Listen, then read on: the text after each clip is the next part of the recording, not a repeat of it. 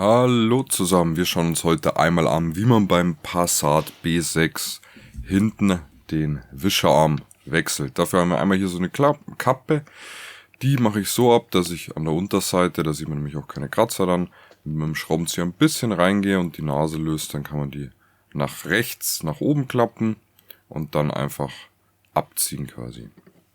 Dann haben wir hier eine Mutter, Schlüsselweite 13.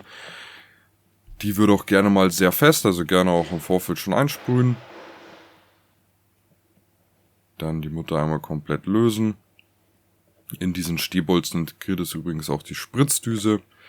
Für den Arm gibt es hier seinen speziellen Abzieher. In meinem Fall ist aber nicht sehr fest, also ich habe den mit etwas Gewackel lose bekommen und dann einfach abziehen. Da ist nämlich hier eine Messingbuchse drin und auf dem Motor quasi, also hier, ist eine Verzahnung und das gammelt auch ganz gerne mal fest, so dass sich diese Messingbuchse auch beim Abzieher gerne mal aus dem Wischerarm löst.